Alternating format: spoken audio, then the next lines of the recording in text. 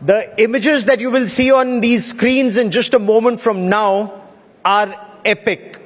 These are images from Operation Sindoor, and all of us know Operation Sindoor and the synergy. When those Pakistani terrorists massacred 26 people, 25 Hindus in Pahalgam, what we saw was perhaps the worst face of Pakistan's state-sponsored radical Islamist terror that's been bleeding India for decades. But for the first time, you saw the manner in which the armed forces jointly, the Army, the Navy and the Air Force jointly punished Pakistan.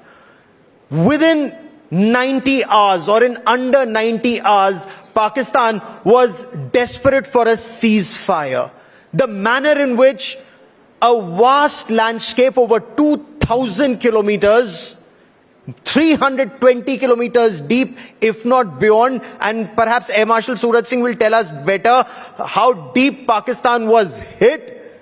2,000 kilometers, 320 kilometers deep, 11 air bases of Pakistan decimated, 6 radar stations decimated, 9 terror camps, and the first time Muridke and Bahawalpur. But the conversation today is what next? Synergy and jointness in future operations. And I have amongst the finest thinking minds of our armed forces joining me at the India Today Conclave. Top leaders at the level of execution of operations, keeping India first. It is my great privilege to interview one by one Lieutenant General Dheeraj Seth, Army Commander, Southern Command, General Officer Commanding in Chief, Southern Command, Air Marshal Suraj Singh, Air Officer Commanding in Chief, Eastern Air Command, and Vice Admiral Krishna Swaminathan, Flag Officer Commanding in Chief, Western Naval Command. Very, very crucial operational commands of the 3 armed forces. I want to first invite General Dheeraj Seth on the platform here, sir. Welcome.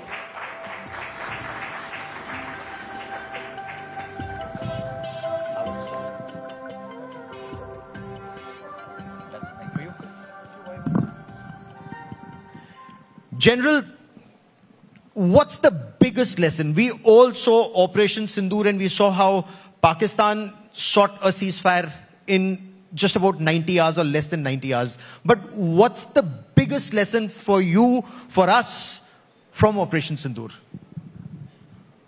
To take that on head on, as far as Op Sindoor is concerned, Gaurav, I think we all know it, that it was an absolute, bold and resolute military action carried out by the Indian Armed Forces, defined truly by precision and executed with top speed. Like yourself said, we attained the politico-military objectives in flat 88 hours from the time it started.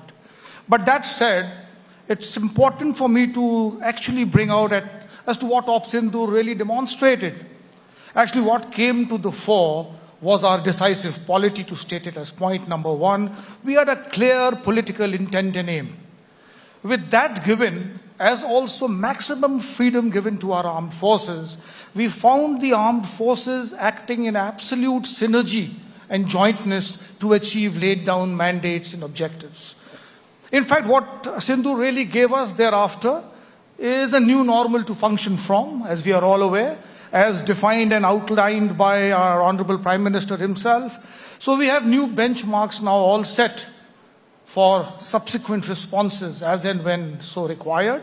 And a very bold thing that really emerged, that it showcased India's readiness to engage in full spectrum deterrence.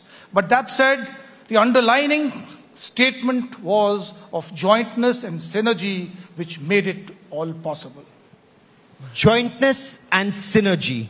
And it's so amazing to hear this, because when we read about past battles in the past, you know, Army was doing its own thing, the Air Force was doing its own thing, and perhaps the results weren't the same. 65 war, lessons learned, and yet, you know, India's done so well. But in future warfare, in future combat, and when you look at warfare that's happening across the world, Russia, Ukraine, Israel, Iran, that jointness and synergy, especially in multi-domain operations, that's what everyone talks about, MDO. How do you achieve greater synergy, greater jointness in future operations, sir? Well, to take that on, Gaurav, Let me actually give out certain aspects that underscore our recent conflicts or the recent conflicts that the world is seeing all over. As we are all aware, character of warfare is never a constant. It keeps evolving, and in fact, present times it's evolving at speeds faster than we've ever seen before. And on one hand, when I say this, we still see conflict evolving and panning out across the 5 generations of warfare. So that is one part of the point. And the second aspect is the traditional domains of land, air, and sea domains have become passé. Largely passé, I say that because they've got overextended, and we now have new domains of warfare coming in, whether it be cyber, space, AI, autonomous systems. So they are putting this new pressure. And this new pressure is demanding from us multi-domain operations. And for multi-domain operations to really take off, to take place, we require not only synergy and jointness, but integration of a much higher order. And to achieve that kind of integration, in fact, I would like to actually talk of it a little more, because we recently had our Honorable PM giving us the strategic guidance at the recently concluded Combined Commanders Conference, where he actually expounded or propounded his mantra of Jai. Jai standing for jointness, Atmanirbharta, and innovation. In the same breath, we had our Honorable Raksha Mantri. He brought out theaterization as the #1 reform in this year of reform. So that said on one part, we've also taken major strides towards jointness to make this MDO operation that you spoke of happen. And as far as this jointness is concerned, you're aware we've created we've brought out a whole lot of joint doctrines. We have central agencies which are now being structured to look after space, cyber. We have joint logistic nodes coming up, common defense stations. So a whole lot of strides have taken place. But time is now to move beyond that stride.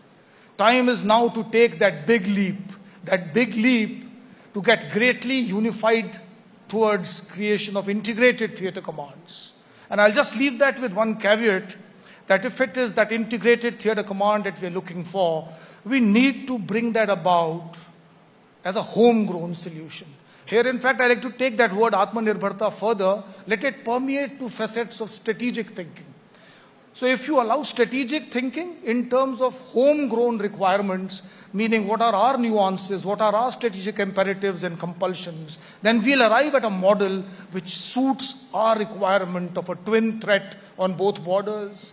We have it all from gray zone to full spectrum conflict. So if we put all this together, aim is to create a model which provides us that deterrence. And if deterrence fails, we are ready to fight a war and win that war with Indian solutions.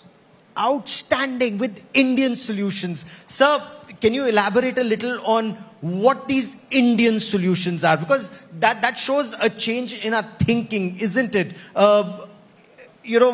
In Southern Command, for example, what are steps that you are taking to bring in the message of the Prime Minister or the command in the Combined Commanders Conference, Jai, jointness, Atmanirbharta, and innovation? How does that get actioned on ground? So I'll take them one by one as far as Jai is concerned. I'll take on Jai one by one. So as far as jointness is concerned, in fact, Southern Command, based at Pune, in fact, this jointness, if I can say, is ingrained in our very DNA of Southern Command. And why I say that is, based out of Pune, the entire lot of southern states, that is 11 states, are in my area of responsibility, which brings in 4 of the 7 Air Force commands, all 3 of the naval commands. So, in fact, I am actually uniquely endowed in Southern Command to make that jointness happen. In fact, we have been the test bed or the laboratory, if I can say, for common defense stations, the establishment of joint logistic nodes, and it is very often that we carry out joint exercises with both the Air Force and the Navy. And in fact, if I tell you in another month's time, we are going in for a major tri-services exercise with Southern Command in conjunction with the Indian Navy and the Indian Air Force. And we're going to be exercising off the coast of Gujarat, the areas of the Run and Creek, and in fact validating all our joint doctrines ranging from amphibious operations to cyber operations, EW operations. So we have it all over there as far as bringing about this jointness is concerned. It is not happening today. We've been doing it in the past also, but now that the strategic guidance is there for us, there is no turning back as far as jointness is concerned. Would you like me to take on Atmanirbharta as well? Absolutely, because Atmanirbharta is key, especially when you look at what's happening between Russia and Ukraine right now. Yes, absolutely. Atmanirbharta is something so essential for all of us. And I would dare say, as far as Atmanirbharta is concerned, if I can take you back, we are looking at a Viksit Bharat 2047, or Sashakt Bharat, a Samrid Bharat. So I see two major pillars of that. One is Surakshit Bharat, a secure Bharat, and the second pillar to it is Atmanirbhar Bharat. But I will keep Atmanirbhar Bharat as the bigger set, the subset being Atmanirbharta in defense. Now, as I take Atmanirbharta in defense, it's not about reducing defense imports, producing in India alone. It's about that very important facet of strategic autonomy. And that is the autonomy we are looking for. The freedom or that independence to make our own choices, to equip our soldier to fight once again with homegrown, indigenously designed, developed equipment which is operationally suited for that place. So to that extent, that is how I see Atmanirbharta emerging. But there are challenges. We are aware of it. The major challenges being this continuously evolving character of warfare. We need to sort of plug that in. In fact, I like to highlight, to plug that in, we have this oft-stated troika of the academia, the industry, and the armed forces. So is that synergy working? Is that synergy working effectively? Absolutely working. We are looking at the academia to innovate, the industry to incubate, and the armed forces to induct. So that is the way we are perhaps looking at, sort of taking on that challenge. And the second challenge is we have a major gap between, say, what is being tested in the laboratory till it gets combat deployed. And once again, we have the Indian Army plugging in a major way to reduce that facet. In fact, you must be aware of the recent Academia Technology Symposium, which is just closed 2 days back. We have the Indian Army reaching out to IITs all across, ventures such as Agni Shodh, Parivartak. All these are success stories. In fact, Parivartak is something which we did with IIT Chennai. And IIT Chennai produced this Sambhav smartphone. And it was a game changer for all of us here during Op Sindoor. So that is happening. Can you explain that? Because that sounds very fascinating. And in that, it also brings the aspect of innovation. Is that innovation where the army and our IITs, our students and the industry working together innovate to give the best to our armed forces? Absolutely. In fact, I was trying to tell you certain facets that the Indian Army is doing. If I bring it down to the Southern Command level, Southern Command once again uniquely endowed. If I tell you, more than 30 of the top Indian institutes are in peninsular India, which lies in my area of responsibility. So if it is academia is concerned, we are outreaching to the IITs. We have all the DRDO labs. So it's all there. If I talk of the industry, we again have from DPSUs to big industries, big private players, down to the smallest MSMEs and startups. In fact, nearly 60% of these MSMEs and startups exist in south of India, which is in my area of responsibility. And we are actually taking them on, hand-holding, pushing these MSMEs and startups up the food chain, because we need to give them that visibility. We need them to actually make for us, make for India, so that we are once again poised to fight for India with equipment that has been designed and developed in India. So that is how I see, and we are all synergized towards making that happen. That sounds so fascinating, and the Atmanirbhar route perhaps is the best way to take it forward. General, I'd love to have a much longer conversation with you, but for joining me on this part of the India Today Conclave, many thanks. Thank you very much, Gaurav. Great interacting with you, and wishing you and India Today the very best ahead. Thank you very much, sir. Thank you. Ladies and gentlemen, please raise a warm applause as I call upon Dr. Pradipta Basu Radhiko Khaitan to come up on stage and present a small token of our appreciation to our esteemed guest. Once again, ladies and gentlemen, do put your hands together. Lieutenant General Dheeraj Seth.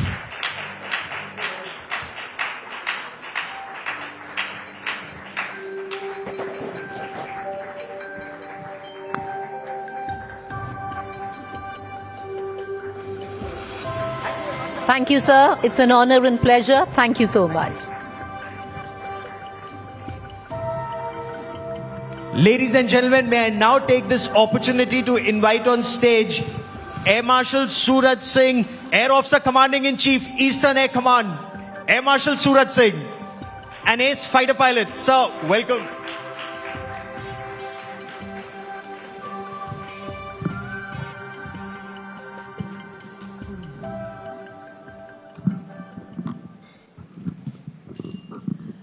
Sir, I want to begin by talking about the air power, the weapon of choice, Balakot 2019, and now Operation Sindoor.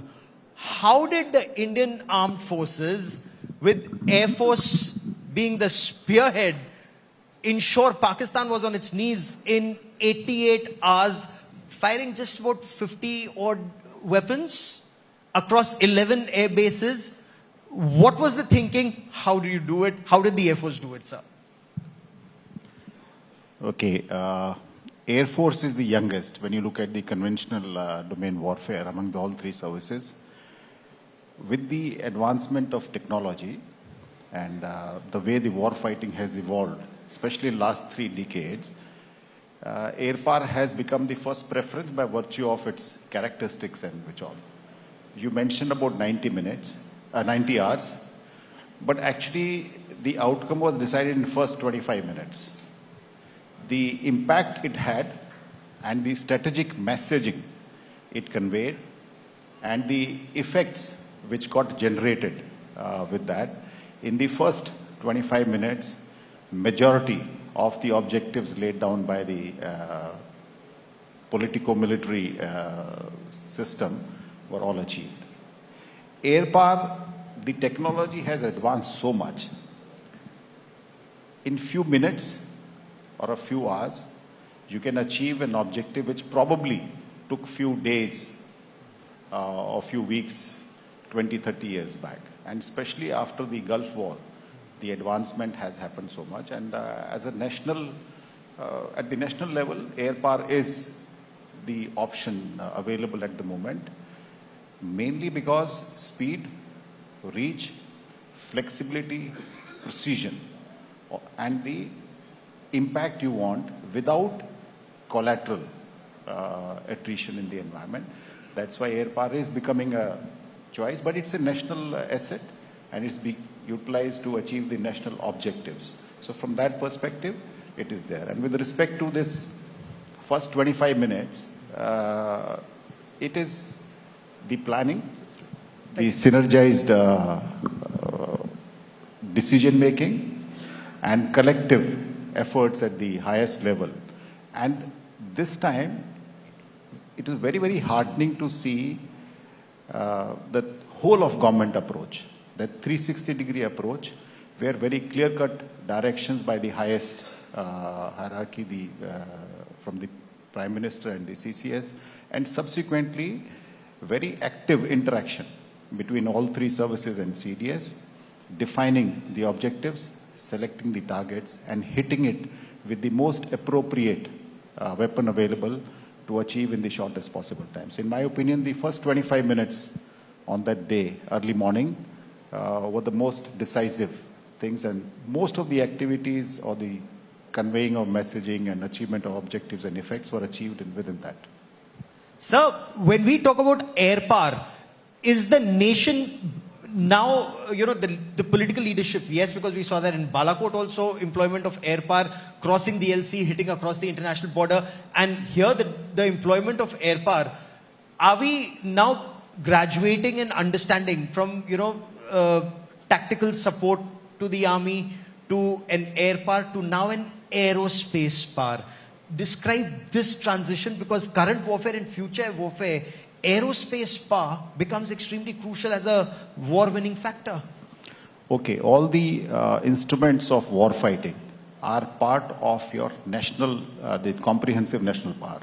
So when you look at this, it's one of the instruments available, and the air power has the peculiar characteristics where it can be employed in every war fighting domain, whether it is maritime domain or the land warfare or the aerial domain, EW, in cyber, space, the aviation or the military aviation is part and parcel of that. And in times to come, the applicability of this aviation component is going to be there in each and every warfighting domain. And the Indian Armed Forces, and especially the Indian Air Force, they're all prepared to meet those challenges in next decade. Sir, your challenges are not just on your western front, but where you've come from, the northern and eastern front. The challenges there are huge. Now, how do you meet that challenge, and what would be the message from Operation Sindoor to the adversary to the north and the east? Well, firstly, I must compliment you on selecting the Western Naval Command, the Southern Command, and the Eastern Air Command.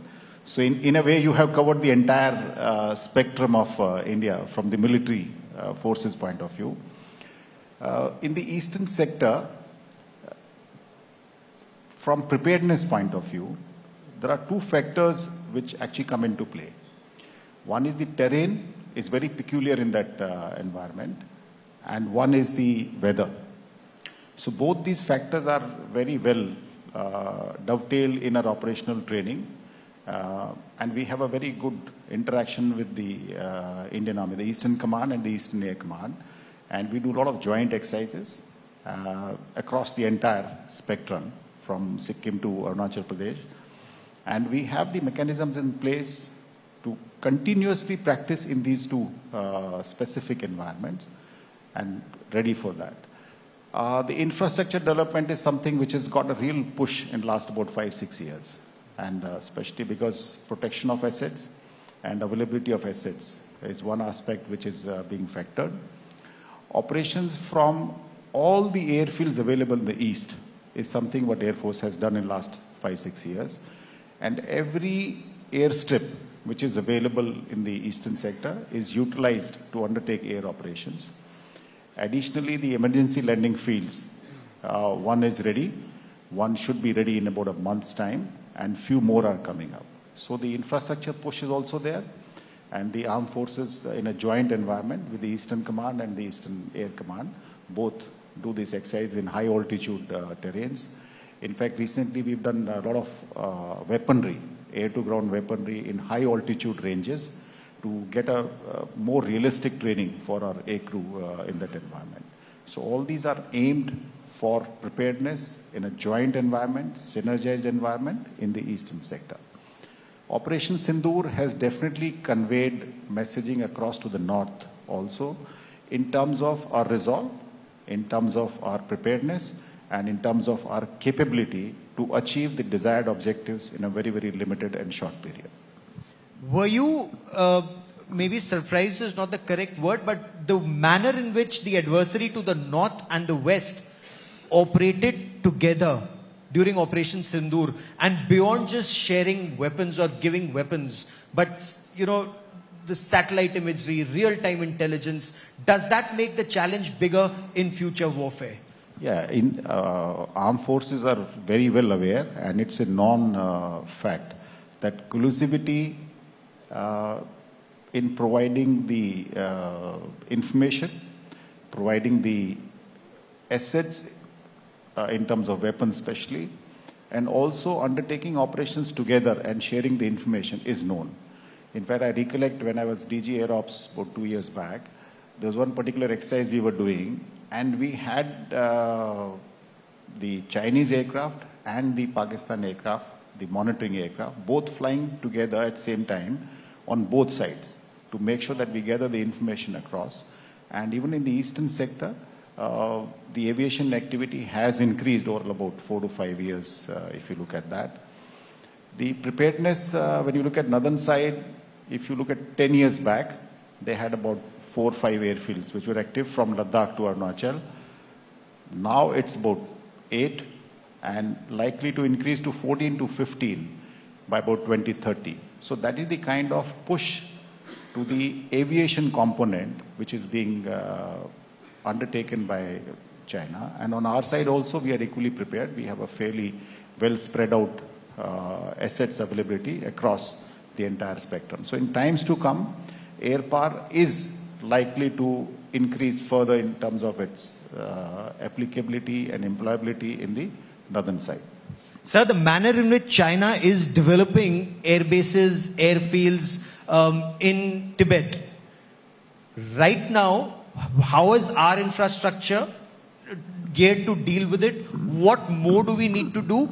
And that question, that 5th generation fighter trap, I'll come to that 5th generation fighter trap in just a moment, because he's already flying 2, he's giving 1 to Pakistan, and we are still in the process of trying to put it together. Where do we stand there? The efforts put in toward generation of fighter, especially in the last 10 years, has been tremendous by India. We have the LC already flying, 2 squadrons are already there. We have already placed orders for about 80 plus, another 2. In next 5 to 7 years, maybe we'll have about 300 plus our own LCA coming up. And they will gradually catch up to 4.5 to 5th generation, and then MCA will come up subsequently. China, yes, they are flying the 4.5, 5th generation aircraft. They are available, but their operational exploitation and employability is still a question mark. They are flying, they are available, but their operational, in terms of mass scale deployment in the entire spectrum, is still long way to go. And from our side, once these LCAs come up and the Su-30, that Super 30 project, when it comes up, we will have a fairly well-balanced, and along with the Rafales, fairly well-balanced asset availability to handle the situation with respect to 4.5 and 5th generation. What more needs to be done to give that big push to that jointmanship, Atmanirbharta, and integration, that the mantra that the Prime Minister gave all 3 services? Yeah, Jai is the one, Dheeraj spoke about it. It's a fantastic concept, and the efforts put in by all 3 services are very good. The Air Force started the joint infrastructure or the architecture way back in 1970, when we had the advanced headquarters in all Army commands. We had Maritime Air Operations Center in the WNC, and we have a maritime element of Air Force in the Eastern Naval Command. And all these structures, even up to core headquarter level, we have a TAC, the Tactical Air Center, and we have a JADC, Joint Air Defense Center. So all these have been existing from 70s till now, and they have functioned and they have proven their worth in this time. So from Air Force perspective, the joint architecture is existing and is working very well. Recently, we had that Akash Tir integration in the Eastern Air Command sector, along with the formations of Eastern Command, and it has worked very well. The availability of information or the situational awareness between the Army and Air Force is fantastic. Down to the lowest level, people have a good visibility, starting from the IACCS node, where the Air Force, the command headquarters, the core headquarter, the DIV headquarter, and up to the field formation level. That visibility is available, which facilitates to understand what is happening in each other's domain and take decisions which are adding to the final military objectives in a joint environment.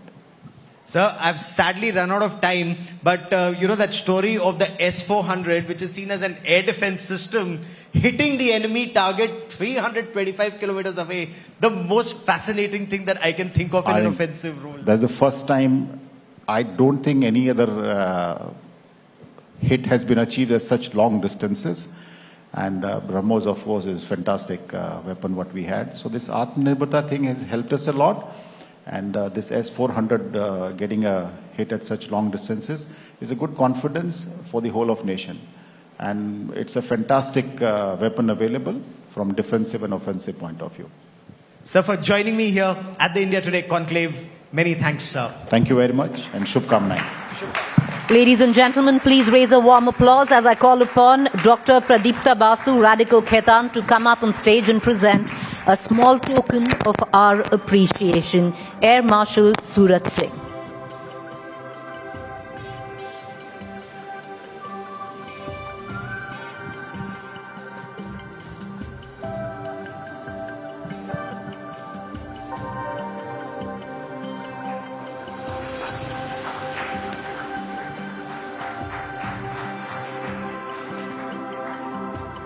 Thank you, sir. Privilege and an honor. Thank you.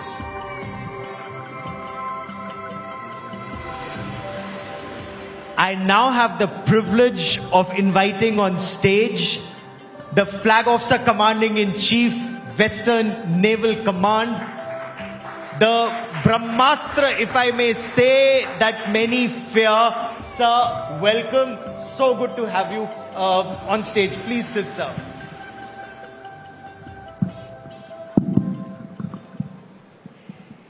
It is said, while the adversary fears our army and our air force, it shakes and shudders to think about what the Navy could do at its very tiny 1,000-kilometer long coastline. Sir, how did you put this fear of God in him after 1971? Firstly, thank you so much for having me. It's such a great honor and pleasure, ladies and gentlemen, to join you this afternoon. The Indian Navy, of course, is a force that has not just tactical impact but strategic impact over a period of time in the fortunes of a nation. The 1971 memory, of course, is fresh in everybody's mind, and it, in a way, demonstrated what the Navy can do in terms of battle, because what the Navy can do goes beyond the immediate battle, and it goes. It hits at the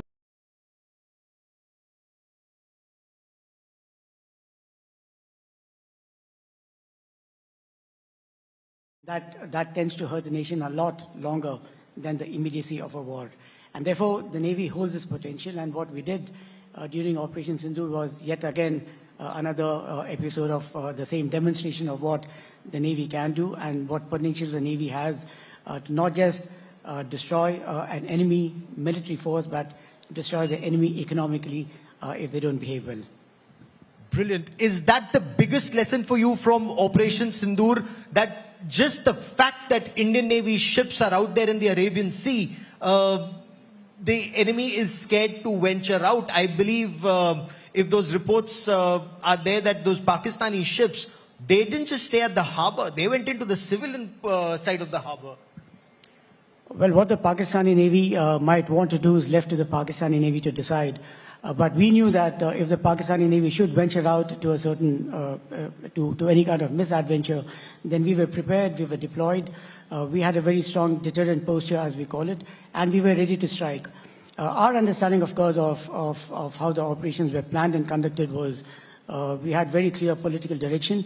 And from where I sit, what I understood was, of course, this was an operation that was limited very specifically to taking out terror centers and terrorist groups.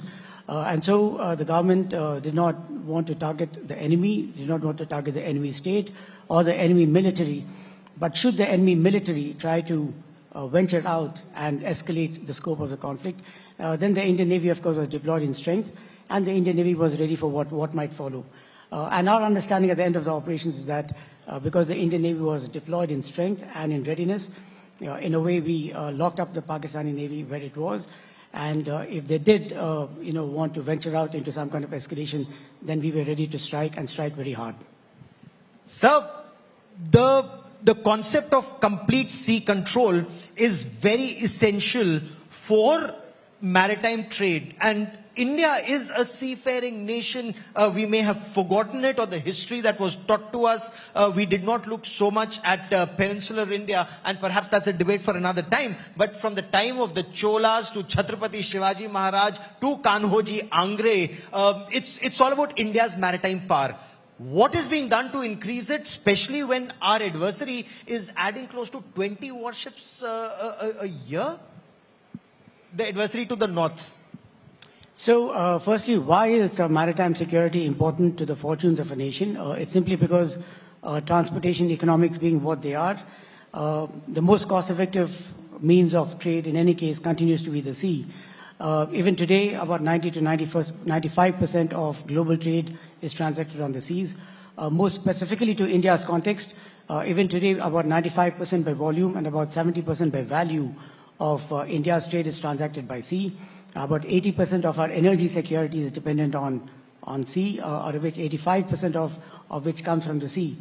And therefore, for our energy security and our economic prosperity, stability of the maritime domain is very, very important. And that's why the Indian Navy finds maintaining stability, safety, and security in the entire region as a kind of article of faith for us. And we draw our inspiration from the fact that we impact directly the nation's economy. And we make a direct contribution to the nation's economic growth. And I think the maritime domain is very, very important simply because of that. And while we watch, and therefore, what do we see when we look at the maritime domain? We see, one, of course, where we stand geographically. We see important sea lines of communication of the world that carry a majority of the world's trade. They crisscross. We've got a lot of choke points. All of these sea lanes and choke points stand vulnerable to conventional, non-conventional threats, and the number of non-conventional threats are only multiplying by the day. We take it upon ourselves as a dominant navy in the region to make sure that we maintain stability and security, not just for our own national prosperity, but to make sure that there is some kind of stability in the entire Indian Ocean region.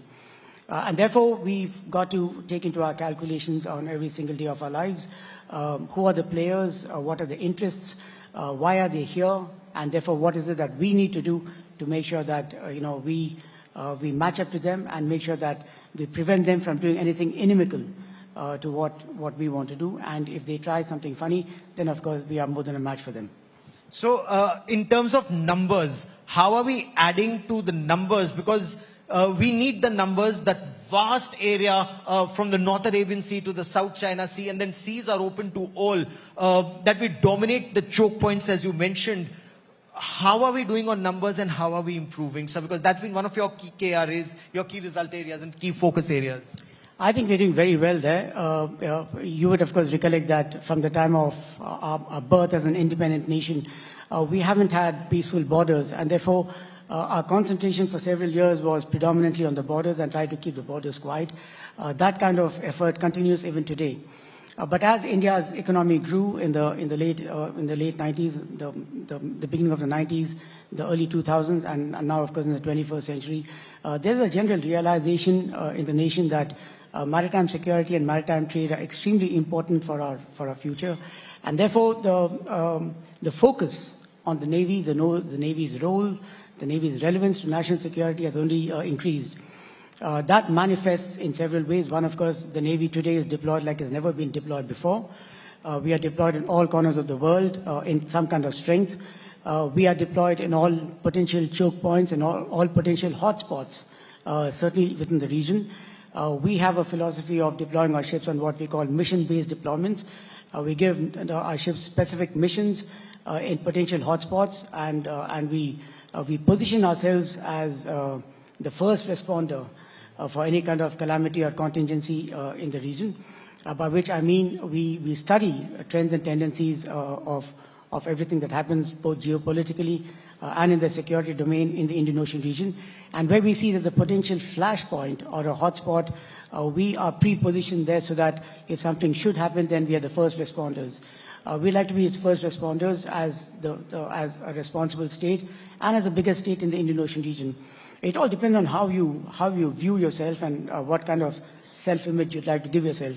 The Navy likes to give it. The Indian Navy has taken upon itself two roles in the region. One, of course, we like to be the first responder, which means we look at what's happening in the world, we see what might go wrong, and we like to be there when it happens so that we respond immediately.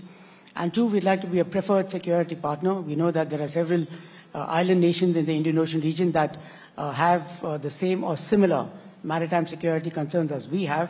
They may perhaps not have the same capability to tackle those maritime security threats. And so when they're looking for partnerships, we'd like to see that through our hard power and soft power that the nation represents, they prefer us to anybody else as a security partner. So we like to position ourselves as a preferred security partner in the ocean. And that's the image we carry with ourselves, and we are ready to do that in every single way that we can. Oh, absolutely. Strong Navy is very important for projection of national power, of hard national power too. Is that the reason why India having that Great Nicobar base is so crucial for our nation? Describe why that's critical for the nation, sir.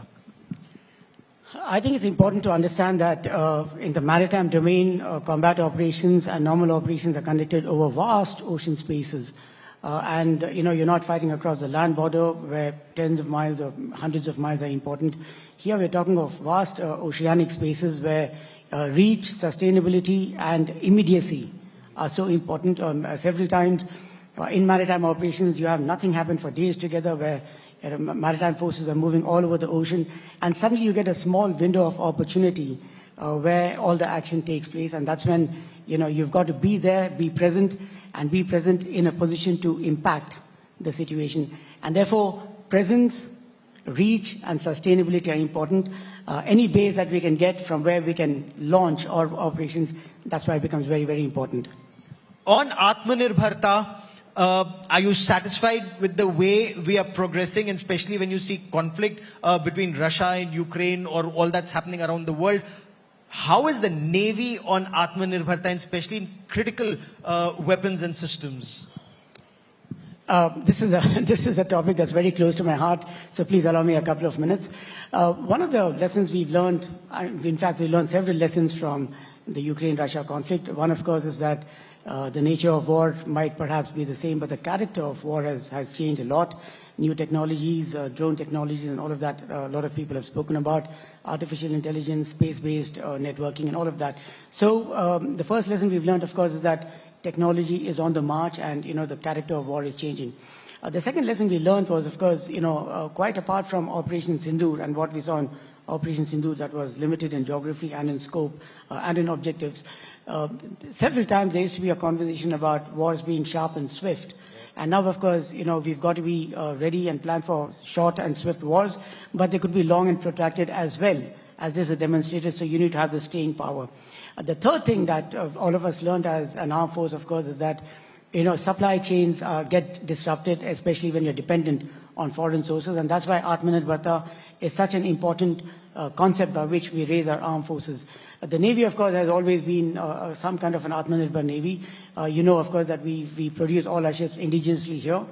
At the moment, we've got 54 ships on order in various shipyards, all of them built in India, and we've ramped up to about 75% above in our indigenous content of all the ships that we've done. And so we have, for us, Atmanirbharta has been some kind of an article of faith. And we have actually declared that by 2047, when we have a national vision of being Viksit Bharat, by 2047, the Indian Navy shall be completely Atmanirbhar Navy, which means not just do we produce ships, submarines and aircraft in this country, but we also produce at the component level everything that we have, so that if indeed we need to import something, that is only by a choice, but not by compulsion. Outstanding. I've sadly run out of time on this part of the show, but there's one very interesting thing that I want all our viewers and listeners and the audience here to know. The map in the Navy Chief's office has India as the center of the world. Now that map should be global. It should be everywhere. India at the center of the world. The stronger armed forces you have, the stronger nation we will have. Admiral, many thanks for joining me. Admiral Swaminathan, Flag Officer Commanding-in-Chief, Western Naval Command. Gentlemen, thank you. Thank you so much. Warm round of applause. Thank you so much, ladies and gentlemen. It's been a great honor and pleasure. And left to the Indian Armed Forces, India will always be at the center of the world. India is at the center of the world. Thank you very much. Ladies and gentlemen, put your hands together while I call upon Dr. Pradipta Basu Radhiko Khaitan to come up on stage and present a small token of our appreciation to Vice Admiral Krishna Swaminathan.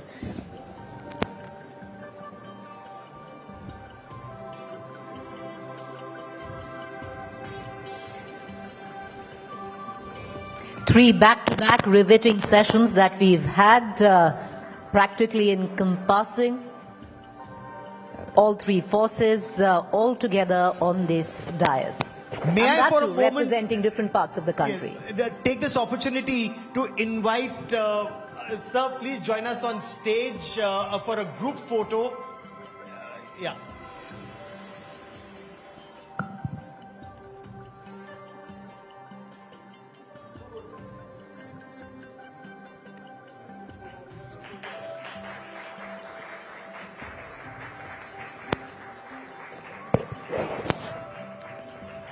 Once again, ladies and gentlemen, it's an honor and a privilege, and for all of us to take a few seconds to pay reverence to our men and women in uniform who've made this possible for us, like the Admiral said, to be the center of the world and endeavor to do so at least.